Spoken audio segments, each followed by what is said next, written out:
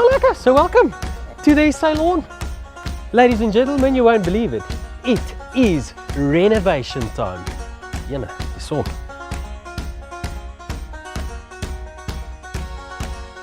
Right, mensen, so it is 30 August, exactly on the number 30.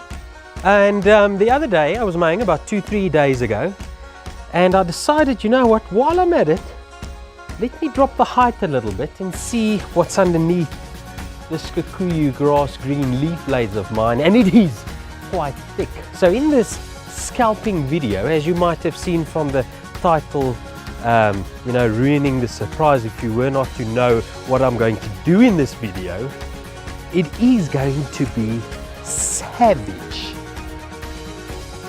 It's gonna be lelik, Owens. So I've got an old bucky, my work bucky, I've got an old rope, and even more obvious, I've got a very old mower, which I took from my dad's house. Why? Because it's gonna be savage. And I don't want to blunt and damage my own mower. I'm not gonna discount them. I'm not gonna say that I won't use them, because that cylinder mower just simply cruises through thick grass even more easily than a savage Honda mower like this one right here.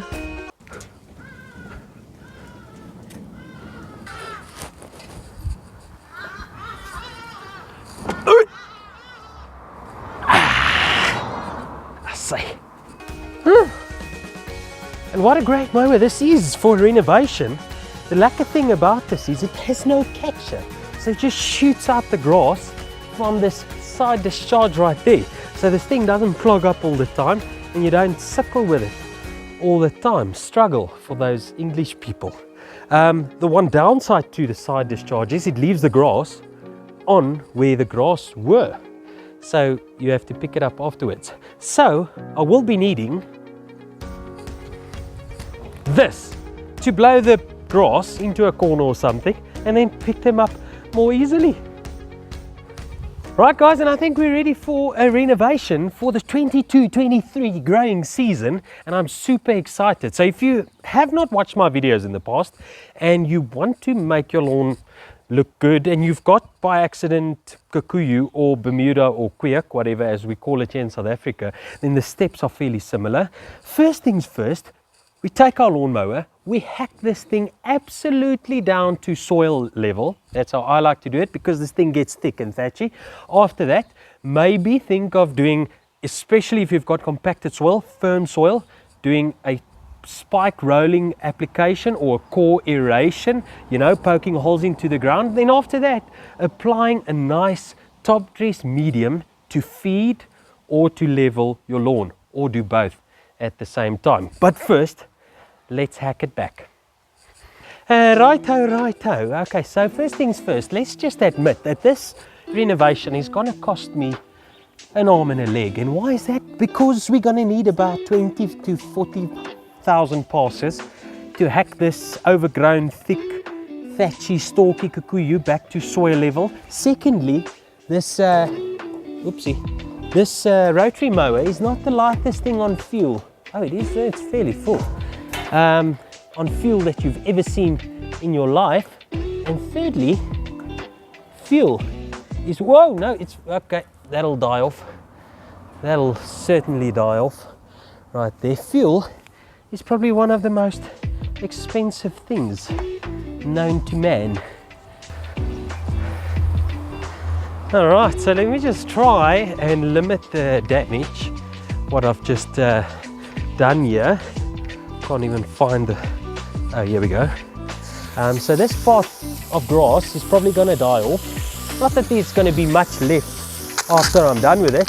And watering your lawn before you hack it back will just make it more heavy. So it's not an ideal situation here. But whatever, it's kikuyu, it'll come back. I'm just diluting it, so hopefully it doesn't completely kill this entire area.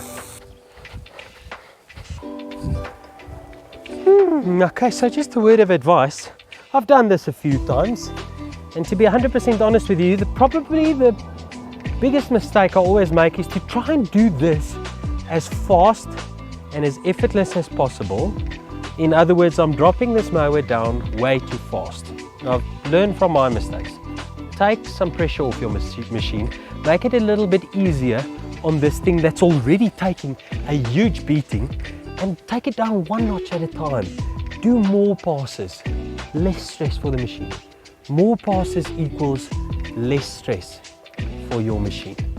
And just to contribute to the expensiveness of this thing that I'm doing here, this renovation, is that this thing is leaking fuel quite frantic, quite fast.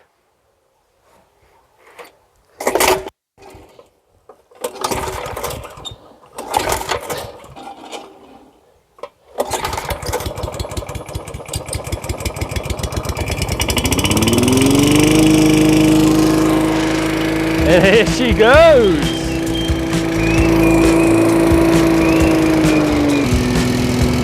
Okay, runs quite lekker. Let's get it down to, I don't know, grass level. It sounds like it might be too low. Let's see.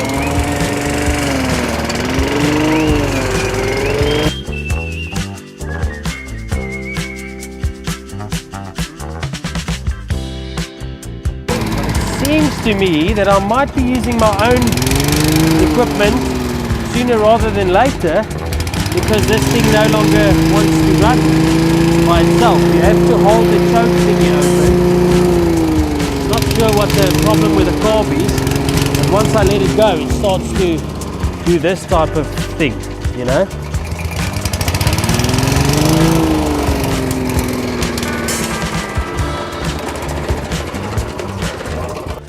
I'll have to phone Professor YouTube once again to teach me through form of video how to fix this carburetor thingy, whatever the issue is. Yeah, so before I go on and get out of the mower earlier than I wanted to, let's just talk about this lawn, Owens, and it pretty much speaks for itself. So before I hack everything back, this lawn responded and kept its color so promising through winter, so lucky. It kept green, it kept growing a little bit. This went a little bit drought and cold dormant up. I wasn't watering as much because my borehole kind of dipped, so the last 3-4 weeks I wasn't watering this as much as I should have, probably once in 2 weeks instead of once every week.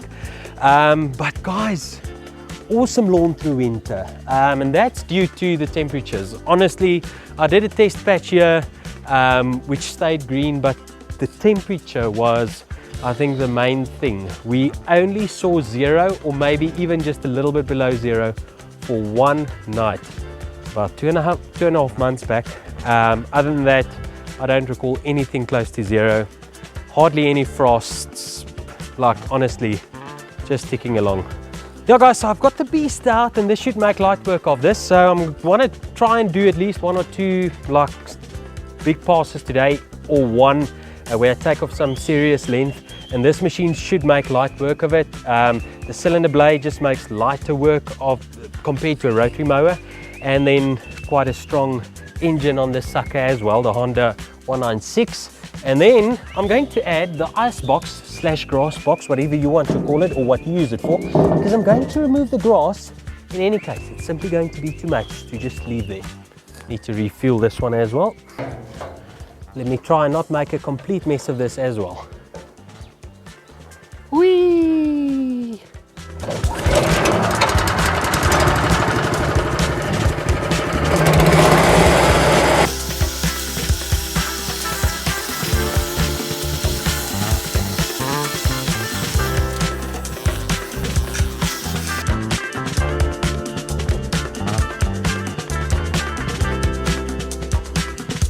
Right, lekker. So it is 6 days later. It is now the 5th of September and I've absolutely done nothing. So my boy was discharged from hospital, and then unfortunately a day later, the day when I started this video, his temperature started spiking again, and we thought that he might have infection in his surgical thingies.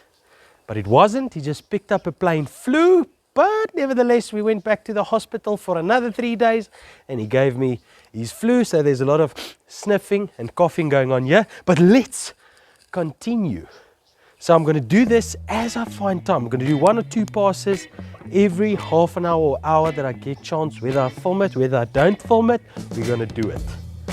Time is ticking. It's September 5th. Kom nou, Merrick.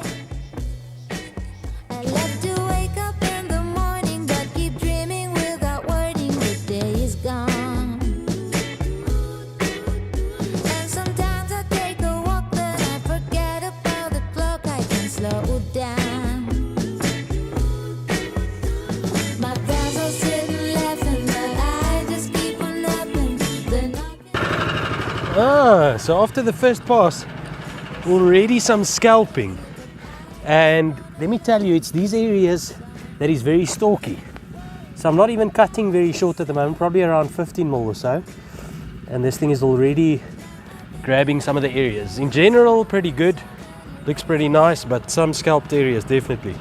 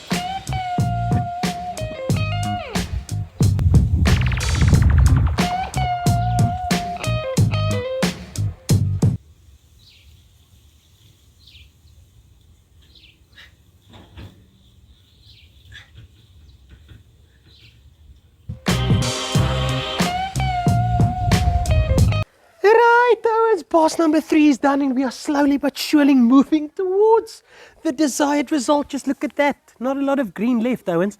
I set that mower to complete, 360-degree turns lower, which is about 4 or 5 mils if I'm calculating this thing correctly. And we have absolutely ripped into the grass. As you can see, not a lot of green left. And what's happening here is as soon as it starts nipping the crown of the plant, it really, like here, it really rips this thing up and exposes stalk and cuts the crown right off. So what I'll have to do here is, let me just show you, these things are laying a little bit flat and leaving quite long of stalkies that's lying flat on the ground. So I'll have to do 1 or 2 things to combat that. And the first thing I can think of is mow in several different directions, not laying it flat, trying to chop off most of that, because that creates that crunchy, stalky, thatchy type of feeling underneath your foot, which is kind of unsettling, and it just doesn't give you that flat, firm feel. The other thing I think I can do is, excuse me, I'm still a little bit fluish, so I'm kind of out of breath, is I can maybe come over here with my scarifier or that verticutting blade and try and chop or pull a lot of that stuff up to get all of the stalks chopped down to soil level and let the plant regrow from the soil upwards. Well, that's the thinking behind it. Let's hope it turns out to be that way. I'm going to go for pass number 4 now, and I'm not going to lower the height at all. Actually, now I'm going to do a second pass on this same height, and then we might go down 1 notch from there. Lekker.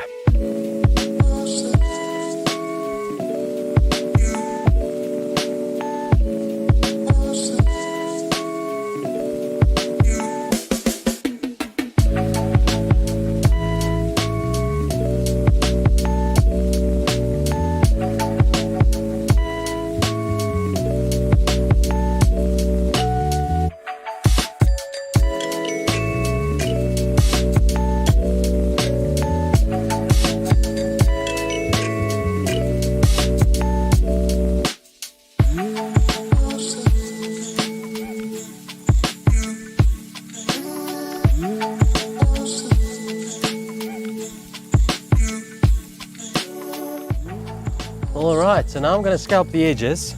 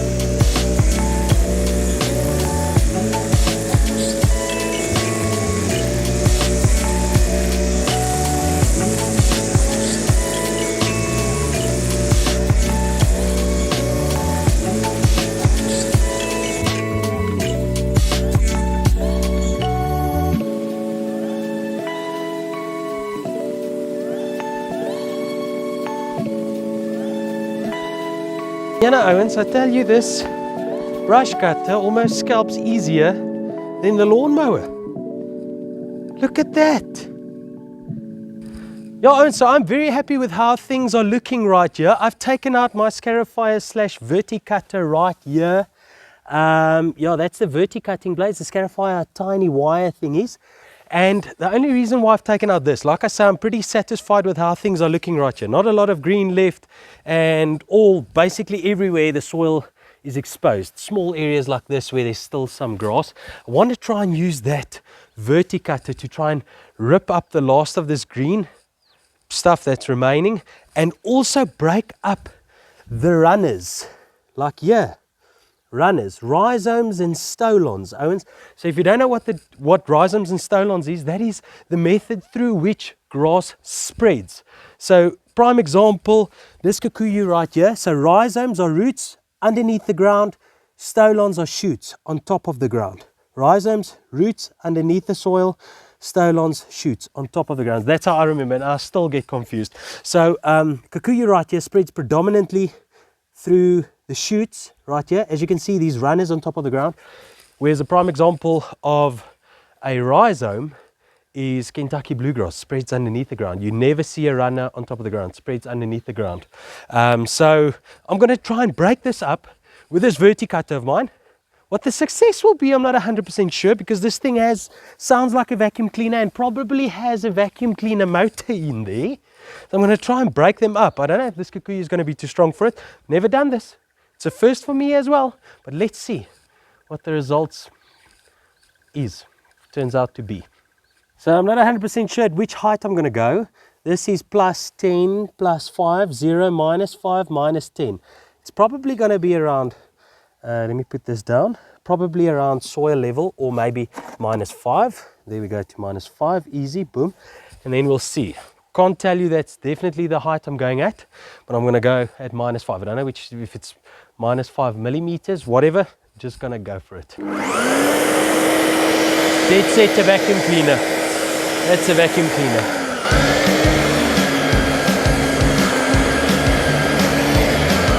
It's definitely putting up some stuff here. Like this part right here, the lawnmower was kind of running on it and not digging into the crown of the plant, whereas this is exposing a lot of those stalks and stuff, Owens. Oh yes, this thing is working nicely. I can't believe it. That's astonishing. Okay, so before I go any further, I know I've got an in-ground sprinkler right there, and now I'm going to soil level, even maybe a little bit below it. So I've got to be sure to stake that out, or maybe just put a stone or a rock or whatever over it, just so that I know where it is before I break that.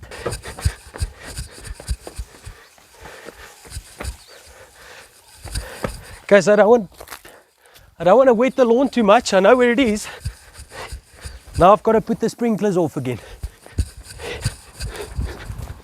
Maybe even going to set it one lower to see what happens. Otherwise I'll go back to minus 5.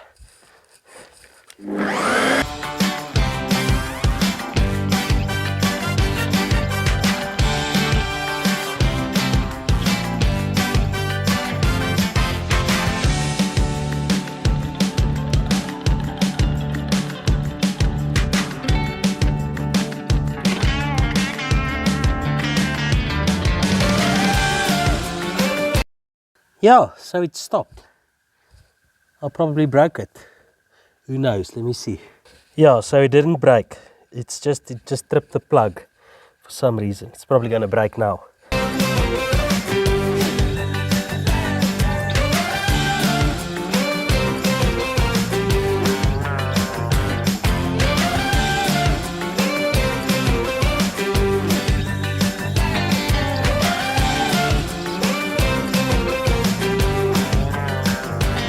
But that thing is an absolute beast. I can't believe, okay, it's not much grass left, but it does exactly what I wanted to do. It pulled up all this stuff. Check how it's standing up, ripping up my runners. Check there, chopping it straight off. So that'll mean that there's a new plant growing there. That's exactly what I want. Well done to that cheap little thingy. I think the wisest thing now to do is to get my electric rotary out to try and pick all of this up because there's a lot of stuff lying on the lawn here. So I can suck that up. That's the only one that's got a catch. I would have loved to use the petrol without the electrical cord, but that's just the way the cookie crumbles. Right, Aaron, so I've got the Trimtech rotary out now, and I don't think I'll be able to go as low as soil level with a height setting because this thing produces less power than Eskom. That's just a joke. It's actually quite a nice lawnmower, this. I just personally am spoiled with petrol engines and cylinder, you know, the efficiency of cylinder mowers. So this feels like a bit of a hassle, but great mower nevertheless. Let's try and pick all of this up.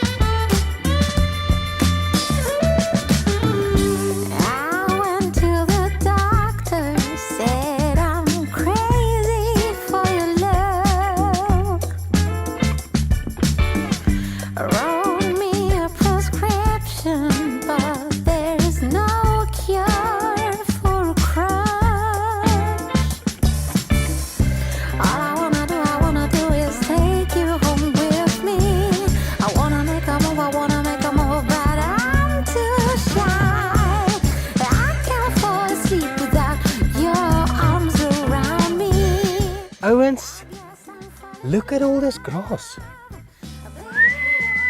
This mower is probably going to need a bit of a wash. And look at this trailer, Owens.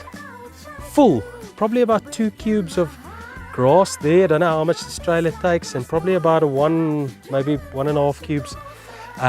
Guys, it's tough work. Look at me.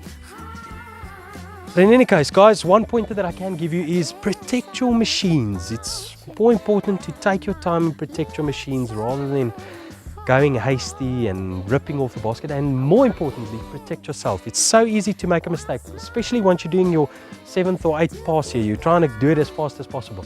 I once nearly lost my finger in a cylinder mower, guys, ripping off the basket, and it kind of got stuck in between the basket, the grass box and the blade. Be careful. Do 1 or 2 passes, go back inside. This literally took me 8 days. Okay, my boy went back into hospital, but still, it took me 8 days. It wasn't a flippin' Saturday jol here, 1 or 2 hours and it's done. It takes some time, it takes some effort. Now I still have to drive all these clippings away and so on. Guys, so be safe and take your time with this. Look at all this. Oh, and so I'm absolutely stucked.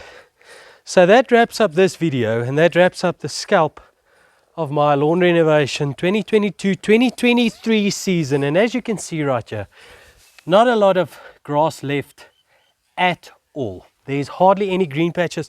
I've got like 1 or 2 in some low areas, like right there's some grass left, but in general, not much left. Guys, I think that's a huge success. All depends on what you want to achieve. My lawn was really thick, and it was not enjoyable to mow. I really decided to go this year, go down to the ground. So if your grass is not really as thick.